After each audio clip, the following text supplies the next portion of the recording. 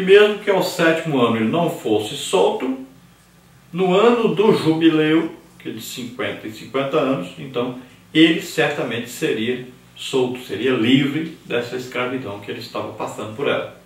Lembrando então que também essa relação de patrão e empregados aí, né, está envolvida aí nessa parte de furto. Então quando, por exemplo, não é pago um salário digno para alguém, quando às vezes a pessoa é explorada no seu trabalho. Então existe várias coisas aí. Quando o empregado também às vezes, né, não presta um trabalho, ele tem uma tarefa a fazer e ele não faz essa tarefa, ele passa para outra pessoa fazer a sua própria tarefa. Então existem várias relações aí, empregado, patrão, relação comercial, lucros abusivos.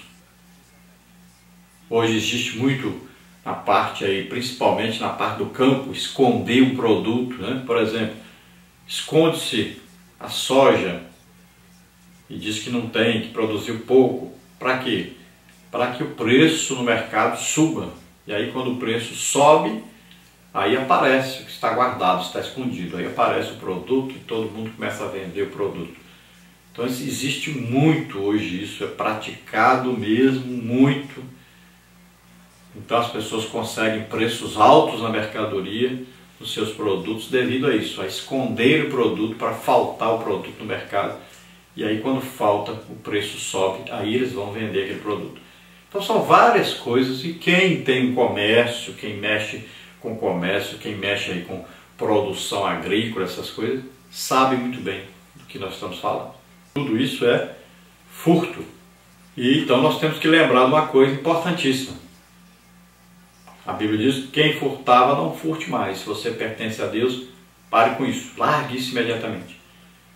Porque senão você não entra no céu. Os roubadores não herdarão o reino de Deus. Então vem o arrebatamento e você fica. Porque você estava furtando. Parte 3 agora, sobre os danos materiais. Tópico 1, animal solto. Tópico 2, a queimada involuntária.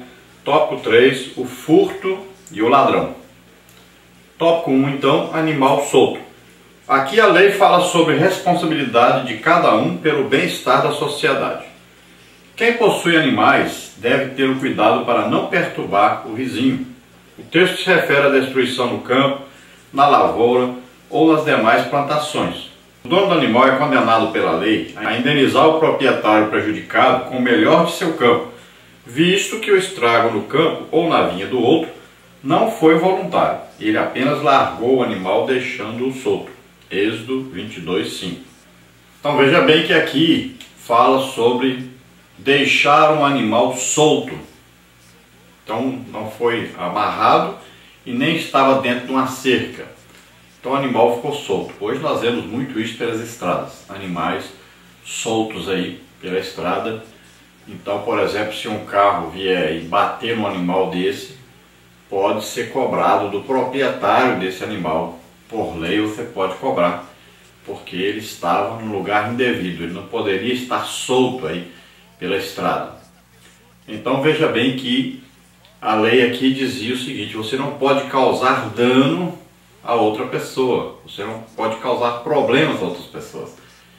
Então você tem que viver sabendo que existe um limite. Você pode ir até o seu limite, não pode passar dali.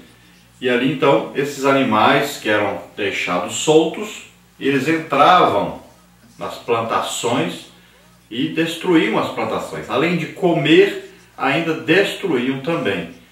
Então, o dono teria que ser restituído pelo prejuízo que tomou devido a esses animais, ou um animal ou vários animais terem invadido aí a sua roça, ou pastado lá o capina, o seu pasto, ou ter comido a comida que era para o gado do outro. Então veja só que tinha que ser restituído e assim a sociedade viveria tranquila. Veja bem que aqui os judeus, eles deixaram de ser nômades e agora teriam suas propriedades quando entrassem na terra prometida por Deus a eles. E para fixar então a sua propriedade, eles teriam agora que ter animais. Eles iam criar animais Então ia ser uma confusão muito grande se não cercassem cada um o seu terreno. Então era costume cercar ou de pedra ou então de espinheiros, alguma coisa deveria usar então como cerca. No tópico 2, a queimada involuntária. A lei responsabiliza o culpado pela destruição da propriedade ou lavoura de outrem por descuido que tenha levado o fogo a queimá-la. Êxodo 22:6. O responsável pelo estrago tem de reparar os prejuízos, indenizando o proprietário prejudicado. Havia na Palestina cerca de 70 espécies de espinhos que serviam de muros divisórios de propriedades e rodeavam plantações de trigo. Veja Isaías 5:5. Isso gerava também conflitos na demarcação de terras. Veja Deuteronômio 19:14, 27:17 e Provérbios 22:28. Então, assim como hoje nós vemos aí queimadas, né, por todo o Brasil, são muitas queimadas que se fazem e essas queimadas são perigosíssimas, porque existe o problema de, além de queimar o lugar onde se quer queimar, ainda existe o perigo desse fogo saltar para os terrenos vazios, né, as fazendas onde estão ali vizinhas desse fogo e incendiar a fazenda do outro e muitas vezes até a casa do outro, matando até animais. Então é um perigo muito grande, porque o vento, ninguém consegue controlar o vento. Então veja só que ali, como eles usavam espinheiros para cercar os terrenos, em Israel existe o período de uma seca muito grande. Esses espinheiros pegam fogo e fazem um barulho tremendo e o fogo se alastra rapidamente. Então era um perigo muito grande. Então, a quem fosse fazer um tipo de fogo para queimar as palhas secas, por exemplo, ou os espinheiros lá do seu terreno, ele tinha que tomar muito cuidado. E se desse algum prejuízo ao vizinho, então ele teria que restituir, teria que pagar. E ele pagava com o melhor da sua terra. Sempre o pagamento era aí com o melhor que ele tinha, é que ele pagava. Então, se fosse um pasto, por exemplo, ele teria que pegar o melhor pasto que ele tinha e colocar os animais daquele que levou o prejuízo pela queimada que ele fez. Agora, se a queimada fosse feita num lugar onde tinha um rio ou uma estrada e o fogo saltasse por cima desse rio e tal, então esse dono não era culpado, porque aí considerava que era Deus que fez esse fogo passar para o outro lado e queimar o outro lado. Assim como o animal, se o animal tivesse lá uma cerca, né, cercando, uma cerca alta, cercando, se tivesse todo o cuidado do dono, mas de repente o animal escapasse, então o dono não seria culpado. Esses espinheiros que eles usavam não só para cercar o gado, mas também para demarcar suas terras. Então era uma norma também, era também falado para que ninguém mudasse esse marco, ninguém mudasse de lugar, porque já estava marcado, cada um recebeu a sua herança, nenhum poderia tirar de repente o espinheiro que estava ali demarcando as propriedades e mudar isso para mais longe, para a terra do outro, para poder ganhar mais terreno. Então isso seria furto também, além de dar um prejuízo para o dono, no caso da queimada, ou o animal passar para o terreno do outro, também mudar o marco, mudar o limite de lugar. Também tudo isso é furto. Tópico 3, o furto e o ladrão. A lei aqui trata da guarda de dinheiro e bens. O termo usado para prata em hebraico é kesef, dinheiro e objetos, e kelim, artigos, utensílios, vasos, traduzido também por traje, roupa, veste, Deuteronômio 22:5. Se alguma dessas coisas estiver sob a proteção de alguém e for roubada, o ladrão retribuirá em dobro caso seja descoberto, Êxodo 22:7. Mas se o autor do furto não for encontrado, o responsável pela custódia terá de provar sua inocência diante dos juízes, Êxodo 22:8. Então aqui acontecia o seguinte: se alguém fosse viajar e toda a sua família fosse junto, então ele tinha aí bens, ele tinha o dinheiro, ou ele tinha aí os animais. Então o que ele fazia? Ele colocava com o seu vizinho, para que o seu vizinho guardasse isso para ele, até sua volta, para que não entrasse algum ladrão ali e roubasse. Então, quando ele chegava de viagem e ele fosse procurar então os bens que ele deixou ali com o vizinho, e aí o vizinho dissesse para ele: ah, não achei mais aqui, sumiu. Então, o que acontecia? Iam procurar o ladrão e iam estudar ali se realmente tem as marcas, né, de alguém que roubou e tal, fosse atrás.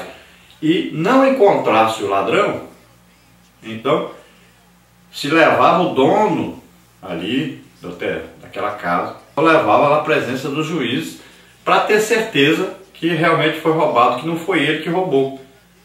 Então a pessoa ficava desconfiada. Como sumiu? Se você ficou responsável por guardar isso para mim, como é que sumiu? Então procurava o ladrão, não achou, ficava desconfiado da pessoa, levava aos juízes para decidir se esse homem que ficou como fiel depositário roubou ou não. Agora, se fosse atrás do ladrão e descobrisse então o ladrão, então ele tinha que restituir em dobro. Agora, na parte 4, nós temos aí o trabalho. Tópico 1, uma bênção. Tópico 2, os bens. Tópico 3, o Novo Testamento. Tópico 1, então, uma bênção. No jardim do Éden, Deus pôs o homem para trabalhar mesmo antes da queda. Gênesis 1, 26 a 28 e 2, 15. A Bíblia está cheia de ensinamentos sobre o trabalho. Pode ver aí Êxodo 34, 21, 2 Tessalonicenses 3, 10. O trabalho realiza o ser humano. O que pode às vezes fazer disso um tédio são os baixos salários, as péssimas condições de trabalho e a opressão dos maus patrões. Veja Tiago 5, de 4 a 6. Mas o trabalho em si é gratificante. Eclesiastes 3, 22. O patrão deve ter o cuidado para não atrasar o pagamento de seus empregados. Levítico 19, 13. E estes devem ser honestos naquilo que fazem e dizem. Colossenses 3, 22 e 25. Então aqui fala sobre as relações entre aí, patrão, empregado, empregado, patrão, e fala sobre o trabalho, a importância do trabalho para o ser humano. Nós podemos reparar aí que quando a pessoa é aposentado, ele começa a ter uma queda muito grande na sua maneira de viver e na sua saúde, porque ele passa a estar ocioso, e isso é muito ruim para o ser humano. Quem criou o trabalho foi Deus. Quando Deus colocou Adão no jardim do Éden, ele diz que Adão deveria ali cuidar do jardim, não só cuidar, mas também guardar. Ele tinha dois tipos de trabalho aí, não era um só. Além dele cultivar, está escrito lá para ele cultivar, cuidar, ele também deveria guardar. Então, ele não apenas deveria guardar esse jardim dos animais que poderiam invadir ali e comer a comida que ele precisava comer, aquelas árvores das quais Adão e Eva comiam, além de cuidar dessa parte, de proteger dos animais, ele também tinha que proteger para que Satanás não entrasse, para que Satanás não destruísse. Veja só, ali estava implícita a ordem de guardar não só dos animais, mas também de Satanás. Então, Adão, como chefe de família, ele tinha que proteger a sua família, tanto dos animais que poderiam comer a sua comida, ele deveria também proteger a sua família dos ataques de Satanás. Tanto é verdade que, como ele não cuidou dessa parte, ele não fez essa parte, não vigiou, então a sua esposa acabou então fazendo a coisa que não deveria, acabou comendo da árvore que não poderia comer, e ainda ofereceu a ele e ele acabou caindo em pecado.